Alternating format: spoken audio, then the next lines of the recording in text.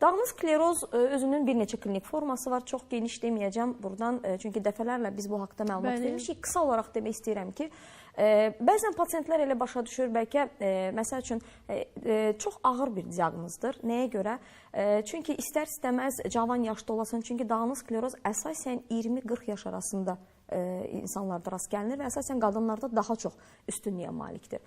İstər-istəməz cavan pasiyentdir. Təsəvvür edin ki, pasiyentin 18 yaşı var, 20 yaşı var və s. Yəni cavan yaşın bir pasiyentdir qarşımızda əyləşən və biz buna dağınıq skleroz diaqnozunu qoyub, təsdiqləyib də ona demək çox ağırdır bir həkim üçün. Nəyə görə? Çünki xəstələr özləri də araşdırma eləyir sosial şəbəkələrdə falan və çox yanlış bir təəssüratla qarşılaşırlar. Dağınıq skleroz ilk əvvəl onu demək istəyirəm ki, hər xəstədə dəyərli pasiyentlər eyni cürə getmir. Xəstəliyin 4 klinik gedişatı var. Hansı ki, hər klinik gedişatın özünə xas xüsusiyyətləri var. Yəni, bəlkə də hər hansı bir pasiyentin xəstəliyi yüngül xəstəlikdir, yəni yüngül etapdır.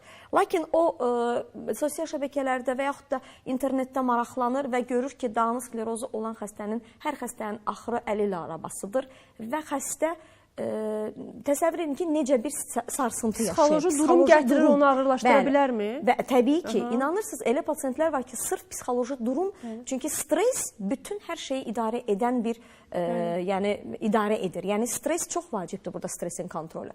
Və ona görə demək istəyirəm ki, burada 4 mərhələ var, 4 klinik gedişat var. Birinci klinik gedişat ən çox rast gəlinəndir. Xəstəlik ilk əvvəl onu deyim, kliniki gedişatı deməmişdən qabaq ki, bir kəskinləşmələrlə gedir və xroniki. Yəni, ataklarla və ataklar arasında sakit dövrünə müşahidə olunan bir xəstəlikdir. Bu nə deməkdir? Xəstəliyin klinik əlamətləri hansılardır? Xəstələrdə anidən birdən-birə görmə pozulması yarana bilər. Bəzi xəstələrdə birdən-birə hissi pozulma yarana bilər. Yəni, xəstə deyir ki, doktor, durdum, gördüm ki, 2 görürəm. Bəzən xəstəlik, bəzən yox, çox vaxt xəstəlik ilk vaxtlarda, yəni ilkin vaxtlarında öz-özünə keçib gedə bilir. Yəni, deyir doktor, 2 görürdüm, 3-4 günə keçdi, getdi, fikir vermədim, heç həkimə də getmədim. Bəs bu nəyin əlamətidir? Bu əslində belə başa salım. Dağınıq skleroz nə deməkdir? Yəni, beyində müxtəlif nahiyələrdə zədələnmə ocaqların yaranması deməkdir. Və dağınıq sklerozun məkan və zaman yayılımı var. Bu nə deməkdir?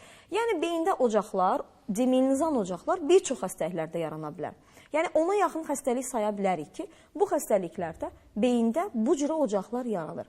Bəzən MRT-lərdə belə yanlış xəstə artıqdan təlaşa salınır. Niyə? Çünki MRT-də radioloq görür demilnizan ocağı, yazır, dağınıq sklerozdur. Amma bu belə yazmağı düzgün deyil. Nəyə görə? Çünki demilnizan ocaq bir çox xəstəliklərdə ola bilər. Dediyim kimi, ondan çox xəstəlikdə ola bilər.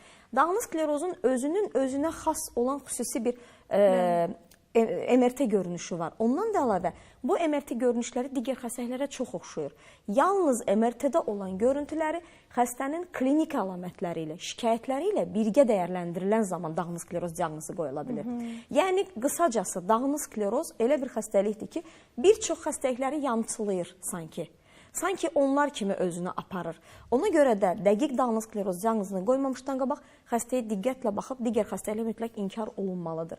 Yəni, uzun sözün qısası, dəyərli pasiyentlər, MRT-də demilnizan ocağın olması hər demilnizan ocaq dağınıq skleroz demək deyil.